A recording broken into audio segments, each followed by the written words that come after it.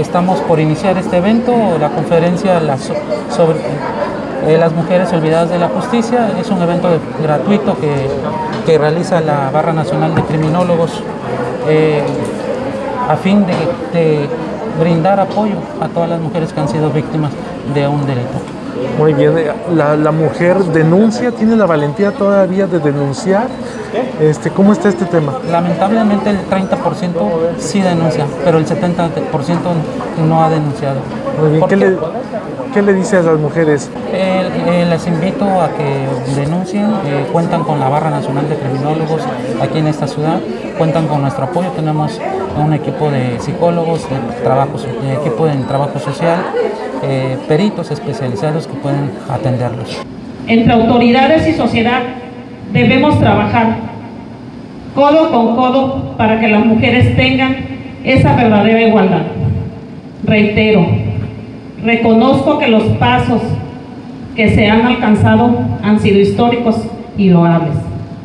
Y espero que dentro de algunos años podamos contar con mujeres gobernadoras y con presidentas de la República Mexicana. Espero que sea muy pronto, pero principalmente que las nuevas generaciones crezcan con valores de igualdad y equidad.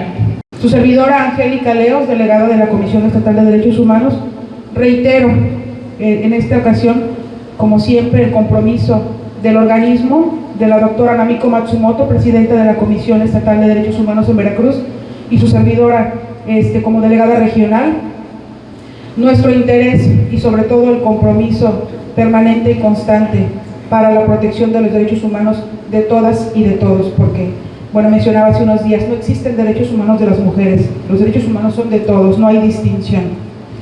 El 8 de marzo es una fecha destacada en el calendario internacional porque, si bien es cierto que nos permite recordar la desigualdad de género, que aún es una realidad en el mundo, también han sido muchos los logros que se han alcanzado. Y prueba de ello es, bueno, que hay un auditorio el día de hoy lleno de mujeres, y también, bueno, hombres que se han comprometido y que son aliados de estas causas. El Día Internacional de la Mujer conmemora la lucha de las mujeres por alcanzar la igualdad en la sociedad y, por lo tanto, es una jornada para reivindicar los derechos de las mujeres y además el lugar que nos corresponde. Sin embargo, la violencia de género, la violencia contra las mujeres sigue existiendo. La verdad es que a veces vemos los casos en los medios o en redes y la verdad es que la realidad es mucho más asombrante, ¿no? Las cifras siguen siendo alarmantes y por eso, aunque el 8 de marzo conmemoramos la lucha, los logros y todos los derechos que se han ido consolidando a favor de las mujeres, pues no debemos dejar de lado, o no podemos dejar de lado que la violencia contra la mujer sigue existiendo, que las cifras son alarmantes y la verdad es que reiterar el compromiso que cada uno, sociedad civil, ciudadanos, pero sobre todo el gobierno o el Estado, tenemos en estos temas. El documental que hoy vamos a presentar es parte de las actividades que dentro de las competencias del organismo tenemos, es decir, además de la recepción de quejas, que es la actividad medular o sustantiva de la Comisión Estatal de Derechos Humanos, también damos promoción, divulgación y difusión de los derechos humanos. Y bueno, desafortunadamente la violencia de género es una violación grave a estos derechos. Parte de nuestras actividades de difusión es este tipo de actividades, valga la redundancia, como lo es el cine debate, que así se denomina la actividad como tal, y es donde nosotros proyectamos una película o en este caso un documental. Este documental se denomina Las sobrevivientes olvidadas de la justicia, y fíjense que hoy, platicando antes de llegar aquí, me tocó trabajar con la Universidad Interamericana para el Desarrollo con esta misma actividad, y decía, la verdad es que el nombre nos hace mucho ruido, Las sobrevivientes olvidadas de la justicia. Generalmente cuando hay un feminicidio, lo vemos en todos los medios y se viraliza, ¿no? Ayer precisamente en redes sociales hacían una dinámica donde nos invitaban a que en Google pusiéramos nuestro nombre, por ejemplo, Angélica, Pilar, Lucero, y pusieran hallada, y la verdad es que nos lanza una lista impresionante de mujeres que han sido encontradas, bueno, sus cuerpos. De las sobrevivientes poco se habla, la verdad es que se hablan de las víctimas, de quienes fueron encontradas, pero las sobrevivientes se enfrentan a una lucha brutal, porque además de que fueron violentadas, tienen que enfrentarse a esa terrible lucha de poder acceder a la justicia o pretender acceder a la justicia, y se encuentran con que las instituciones pues les ponen trabas, ¿no?, para que presenten la denuncia. Pareciera que la intención es hacerlas desistir de que presenten su denuncia, o que en el proceso mejor pierdan las ganas y ahí quede la denuncia. Este documental, Las sobrevivientes olvidadas de la justicia, recupera a través de testimonios de varias mujeres sobrevivientes a un intento de feminicidio las dificultades que atraviesan para acceder a la justicia. En su largo andar se enfrentan no solo a la violencia de la que fueron víctimas por sus agresores, sino que además se encuentran con vacíos legales y una persistente y dolorosa impunidad, que es a lo que todas le tienen miedo, ¿no? Yo presento mi denuncia, pero además, ¿qué va a pasar después? Presento mi denuncia y a los 15 días, como ha sucedido desafortunadamente, no pasó nada y bueno, se ha logrado consumar el ataque feminicida. El documental se estrenó el año pasado, en el 2021, y tuvimos la fortuna de que una de las sobrevivientes, nosotros el año pasado la delegación regional, como parte de las actividades del 25 de noviembre, día en que se conmemora la lucha contra la eliminación de todas las formas de violencia, presentamos el documental aquí en Tuxpan y pudo acudir una de las sobrevivientes que ustedes a continuación van a ver. Este documental fue hecho en colaboración con medios de mucho peso del país, como MX, Animal Político, Proceso, Ruido en la Red y Conectas. Como les decía, las sobrevivientes es una situación que no se comenta. Las mujeres son violentadas o víctimas de feminicidio, pero no se habla de ellas, no se habla de las sobrevivientes. Son mujeres que han sido víctimas de violencia extrema y que en su camino por buscar justicia no han encontrado esta. Entonces, pues sin mayor preámbulo, y si ustedes me lo permiten, vamos a hacer la proyección del documental.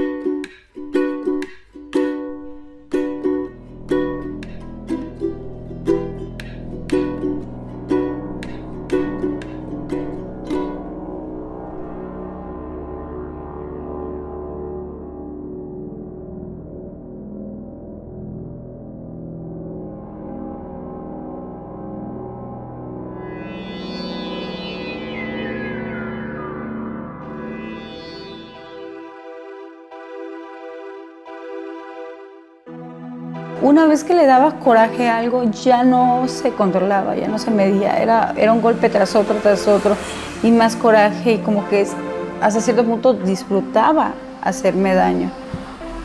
El día que Jason quiso terminar con su pareja, él intentó asesinarla de 37 puñaladas. El 30 de enero de 2015, para ella sobrevivir fue una lucha de resistencia. Cuando sentí el piquete, yo me quedé en shock. Volteé y lo vi y me quedé helada. Yo recuerdo que estaba sudando frío porque está pasando. Es horrible. Porque iba por un cuchillo, se le quebró uno, iba por el otro. En México la violencia contra las mujeres ha llegado a las 11 víctimas mortales cada día. Las número 12 son las sobrevivientes. Aquellas que soportaron violencia extrema, pero no llegan a la muerte. Sin embargo, siguen en constante riesgo. Son golpeadas, apaleadas, puñaladas, se les intenta privar de la vida de distintas maneras, con distintas armas, y sobreviven. Sobreviven en condiciones de verdadera, que escapó al control del agresor. O sea, no es porque el agresor no haya dejado de hacer algo, sino porque hay una resistencia por parte de la víctima que se manifiesta en este esfuerzo por sobreponerse, ya sea cuando está recibiendo la atención o en buscar ayuda, que fue el caso de Jason.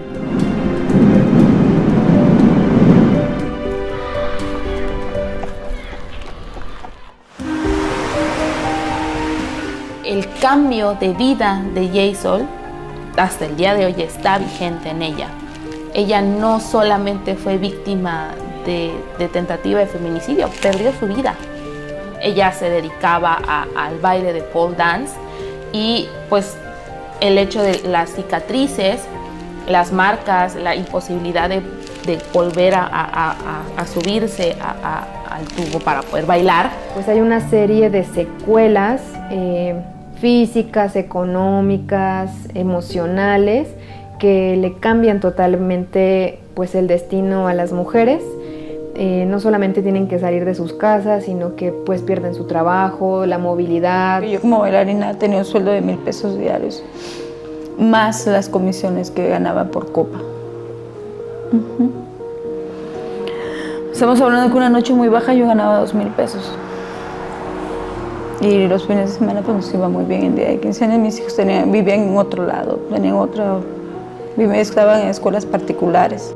Ya no podía realizar el pole dance, porque yo no tengo fuerza en las manos ni para sostener mucho tiempo una taza, un vaso, porque se me cae. Tras la agresión, Jason estuvo en terapia intensiva 2 meses. Al salir, la justicia no había actuado a su favor, ya que a pesar de tener heridas y lesiones graves en todo su cuerpo, la fiscalía acreditó el caso como lesiones calificadas y no como una tentativa de feminicidio. Pues me forcé, yo peleé con él y dije, ¿sabes qué? Me voy. Y ya me paré, empecé a arreglar la maleta. Pero en eso yo escuché que me dijo, te prefiero muerta que de otro. Y dije, ay, me va a pegar. Me va a pegar. ¿Cómo el Ministerio Público es capaz de enviar un caso que es claramente tentativa de feminicidio por lesiones calificadas? Ahí se queda súper marcada la ineficiencia de investigación de la Fiscalía y la falta de aplicación de los protocolos que ya existían para la investigación del delito de feminicidio.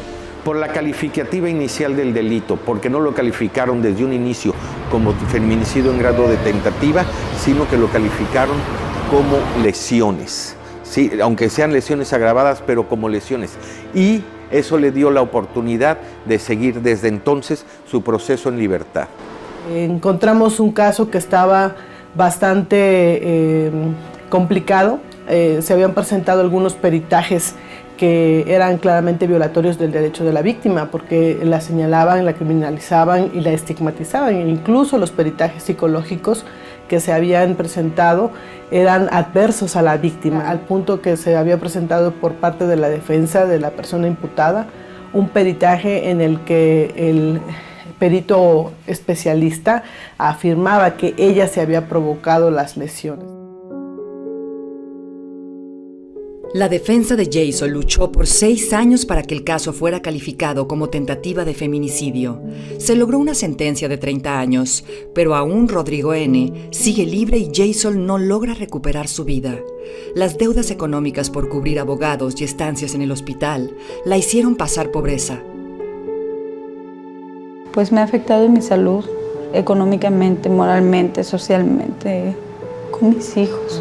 Vivíamos diferentes, vestíamos diferentes. Y ahorita sí tenemos para comer, pues. Es un día bendecido.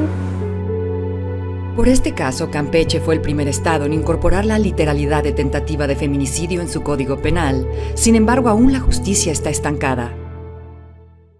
O sea, que digamos es un caso exitoso, entre comillas, pero te puedo decir que el agresor no está en prisión y que ella no tiene ningún tipo de reparación, ¿no? Ni tampoco atención del Estado. Entonces, digamos, estos casos exitosos en realidad no lo son. Sin embargo, esta persona sí interpone un recurso ante la Suprema Corte de Justicia, lo que ha evitado que el juez de ejecución lo cite para efectos de 2 cosas: o que se interne voluntariamente o que nos otorguen la orden de aprehensión.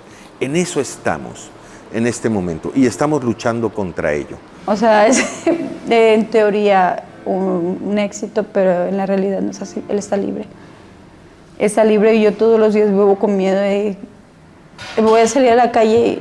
¿Cómo sé que no va a tratar de hacer algo? Las fiscalías de todo el país han identificado más de 1.700.000 casos de violencia extrema en contra de mujeres, pero solo 872 víctimas de feminicidio en grado de tentativa. El resto se acreditaron como violencia familiar o lesiones dolosas. Se desconoce cuántos de estos casos debieron ser clasificados como tentativa de feminicidio para evitar poner en riesgo a las víctimas.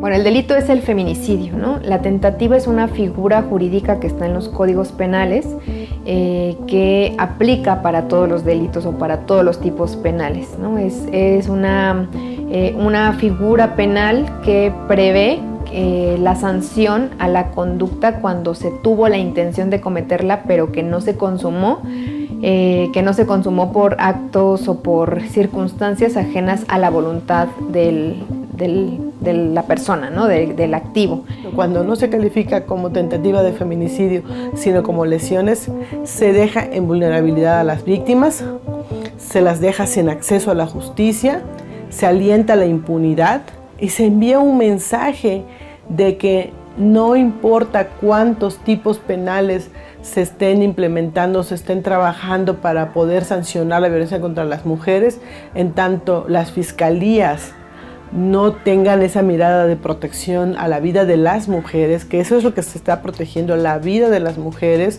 Para que la agresión contra una mujer se considere una tentativa de feminicidio, hay que demostrar la intención de privar de la vida, pero que por razones externas al agresor no se consumó el asesinato. Además de cumplir las circunstancias por razones de género que establece el delito de feminicidio. Signos de violencia sexual, antecedentes de violencia, amenazas o agresiones previas, lesiones o mutilaciones, que exista relación de confianza entre la víctima y el victimario, que ella haya sido incomunicada o que el cuerpo se expusiera en una vía pública. Hay muchos casos que se atienden con el mínimo esfuerzo y que en muchas ocasiones se investiga y se judicializa con otras figuras, por ejemplo, violencia familiar o tentativas de homicidio, y bueno, ahí pues tiene que ver la falta de perspectiva de género o la falta de debida diligencia incluso de los servidores públicos, de ministerios públicos y también de jueces y juezas, ¿no?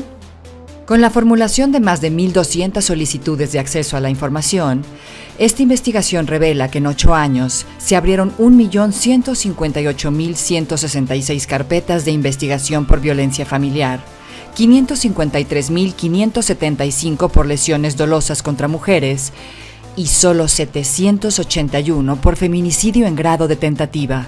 No todos los casos llegan a una sentencia condenatoria, ya que solo se han establecido 6.410 sentencias por lesiones dolosas, 5.901 por violencia familiar y 182 por tentativa de feminicidio.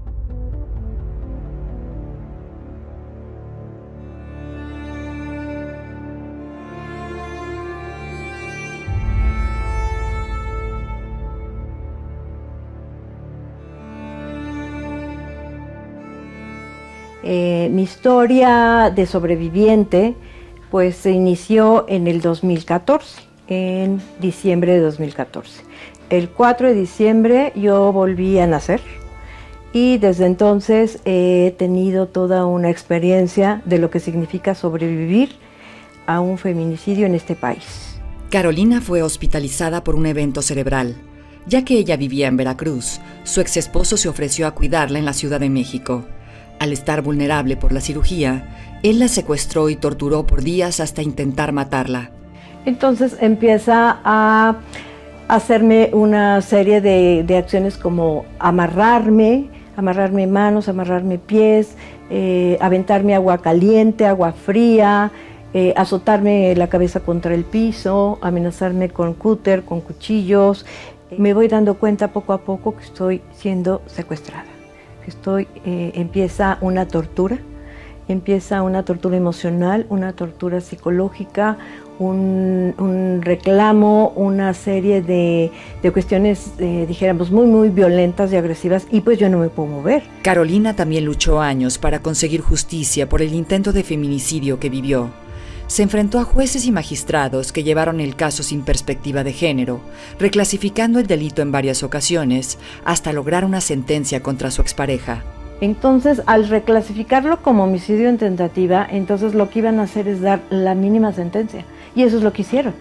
Dieron la mínima sentencia, que fueron 8 años, y no hubo una reparación del daño. 8 años nada más de sentencia, 15,000 pesos de reparación del daño. O sea, mi vida la tasó el juez en 15,000 pesos. Y finalmente el agresor murió en prisión. O sea, en realidad el caso pues quedó ahí sin una sentencia firme, entre comillas, sin una reparación, y bueno, ella al menos con la tranquilidad de que no la van a agredir nuevamente, ¿no? En ese momento volví a dormir prácticamente, cuando dije, ya no puede hacerme ningún daño. De las 32 entidades del país, solo 4 contemplan la literalidad de la tentativa de feminicidio en sus códigos penales. Las leyes de Nuevo León, Campeche, Puebla y Durango explican las agravantes en casos donde se intentó asesinar a una mujer, pero no se logró por causas externas al agresor. Sin embargo, a nivel nacional no está homologado este delito. No hay coincidencia en los artículos ni tampoco en las penas. O sea, el papel lo aguanta todo, y los códigos, leyes generales y todo, podemos decir que tenemos el conjunto legal más bonito y más completo. El problema es que en la práctica no hay. Para eso sirve la literalidad, que cuando una mujer abra una ley, un código penal, y diga por qué por qué puedo abrir la carpeta de investigación, de qué lo puedo acusar. Bueno, pues aquí está, feminicidio en grado de tentativa. No lo logró, pero lo puede lograr. Si lo dejan ir, lo puede lograr. Incluir el tipo penal como tal de la tentativa de feminicidio. Eso está, para algunos estados resulta ocioso, sin embargo nosotros creemos que es necesario, dada la dificultad que para algunos estados y algunas autoridades les entraña la calificación del delito. Si de por sí les resulta difícil entender las razones, las motivaciones de género en un feminicidio, en una tentativa, cuesta aún más el trabajo. Ante el Congreso se presentaron 2 propuestas para armonizar las leyes en torno a la tentativa de feminicidio. Sin embargo, no hay voluntad política para proteger la vida de las mujeres. Esta parte fue la que hicimos, colocar la literalidad de la tentativa en todos los códigos penales del país. Aquí está el estudio. Giramos oficios a todos los legisladores del país y respondieron muy poquitos. Te puedo decir que respondieron nuestro llamado 3 legisladores.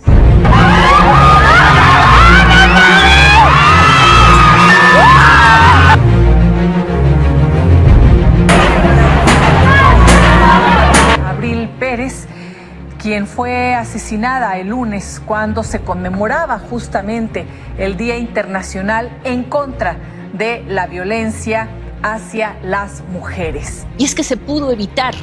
Ella se sabía en peligro. El Ministerio Público temía por su vida. Todos conocían los antecedentes de violencia de parte de su exesposo. Quedó libre porque el juez Federico Mosco González recalificó el delito por lesiones y violencia familiar. 2 meses después, Abril está muerta. ¡Bravo, Mosco! ¡Bravo! Abril Pérez Agaón fue asesinada el 25 de noviembre del 2019. Al llegar de Monterrey al Aeropuerto Internacional de la Ciudad de México, recibió 2 impactos de bala mientras viajaba en un auto con sus hijos. Las investigaciones señalan que fueron sicarios contratados por su expareja Juan Carlos N. Meses antes de su muerte, Abril había denunciado un intento de feminicidio a manos de su expareja. Temía por su vida, pero los jueces reclasificaron el caso a violencia familiar y él salió de prisión. El destino de Abril habría sido distinto si a su agresor lo hubieran procesado por tentativa de feminicidio. Toda mi familia estamos demasiado afectados, tenemos muchísimo miedo. El señor nos tiene investigadores privados, nos siguen. Él manifestó ya en el juicio civil durante todo, a mí me siguieron durante muchos años y ahorita me siguen todavía en Monterrey, nos damos cuenta que nos están siguiendo. La figura delictiva de feminicidio en grado de tentativa la considero que no está acreditada. hay la realización de actos ejecutivos a llevar a cabo una agresión, pero considero que no con el ánimo o intención de que una persona, en este caso una mujer, perdiera la vida. Bastaría un solo golpe. Si se hubiese tenido el propósito de privarla de la vida, con un solo golpe. Para nosotros ellos son cómplices de que este individuo fuera liberado y que a la vez, pues a la postre, mi hermana esté muerta. Entonces hay una denuncia penal que pesa en contra de ellos y nosotros en ningún momento vamos a permitir que ellos regresen, ya que para nosotros son partícipes de este homicidio, de este feminicidio. Si esto hubiera sido catalogado como un tema de una emergencia de vida o muerte, estoy seguro que mi hermana estaría viva. 2 jueces fueron cesados, 3 sicarios vinculados al proceso, pero el autor intelectual sigue prófugo, a pesar de ser buscado por la Interpol. El día de hoy, el Consejo de la Judicatura del Poder Judicial de la Ciudad de México está informando sobre el cese de 2 jueces que intervinieron, si ustedes recuerdan, en el caso Abril. Pero el día de hoy se cesa a 2 jueces que no tuvieron la perspectiva de género, que no reconocieron que Abril estaba en riesgo. Hay antecedentes de que no se le brindó protección, que no hubo apoyo, que al contrario, se dejó en libertad al agresor. Esto lo tiene que ver la Suprema Corte de Justicia.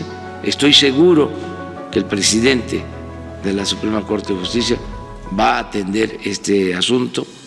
Y se vuelve noticia de grandes dimensiones cuando la matan. No tendríamos que llegar a eso. Sí existe la tentativa de feminicidio como delito autónomo, para que entonces no vayan a irse por la tangente, como en el caso de Abril, en este caso mío o en los miles de casos, porque no sabemos, no tenemos estadísticas de las sobrevivientes, suceden y resulta que derivan en un feminicidio. Con la implementación del feminicidio en el catálogo de delitos graves, donde el agresor debe ser detenido inmediatamente con prisión preventiva oficiosa, el feminicidio en grado de tentativa también puede aplicarla, ya que existe un alto riesgo de que se consume el delito. Sin embargo, en los casos donde no se logró acreditar la tentativa de feminicidio, los agresores mantienen su proceso en libertad y las mujeres viven con miedo a ser asesinadas. 107.074 mujeres tienen órdenes de protección por casos de violencia de género. Sin embargo, esta investigación revela que en los últimos 4 años, las fiscalías registraron 23 feminicidios de mujeres que ya estaban al cuidado del Estado.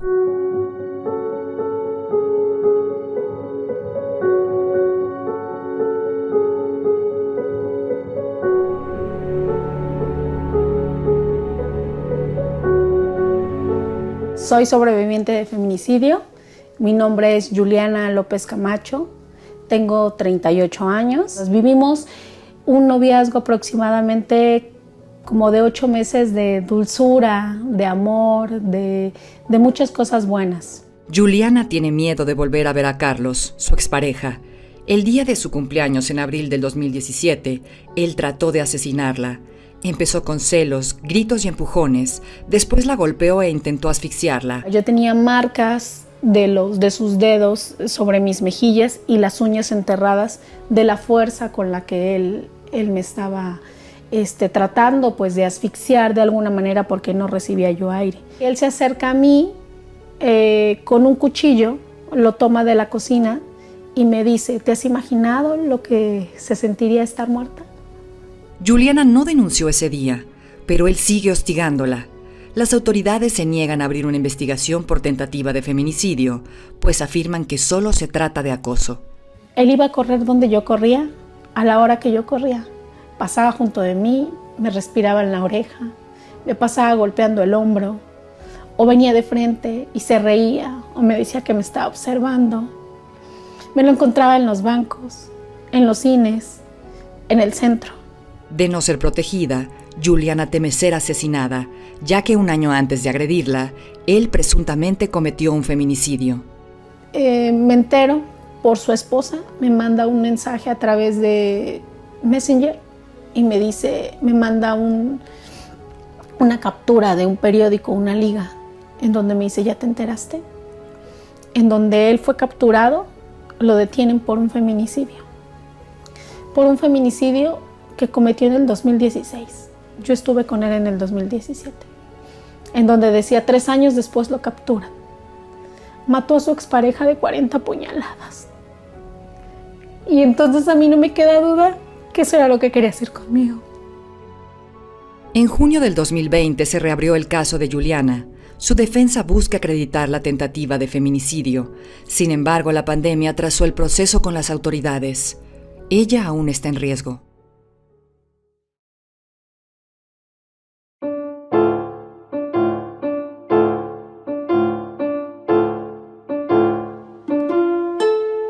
Otro día más, yo ya no quiero salir, porque la vida parece no importar. Están dando un mensaje equivocado de que pueden agredir a una mujer y no va a pasar nada.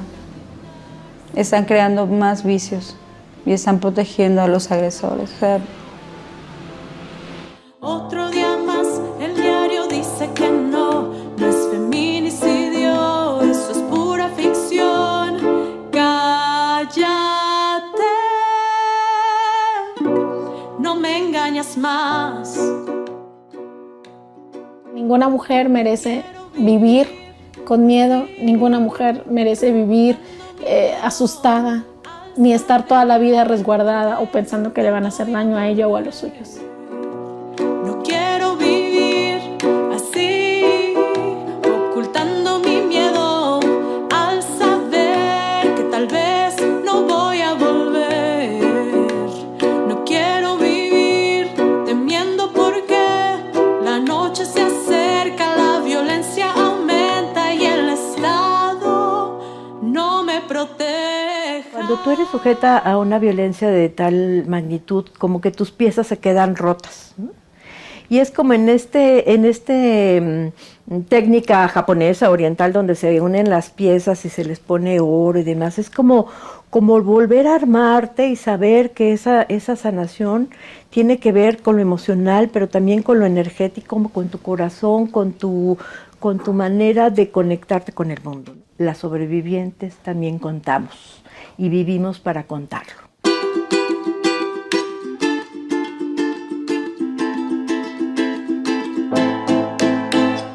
Canto con un corazón que llora, que está cansado por tanto dolor.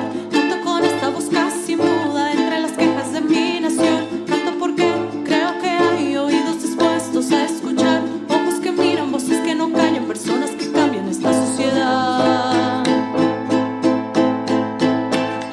Canto con rabia por la injusticia, años y años de opresión. Canto por todas las que hoy no cantan, desaparecidas en México. Canto porque con nuestro cantar lo que estaba oculto se ha de mostrar, porque este dolor que habita en mi pecho se ha hecho tan grande y no puedo callar.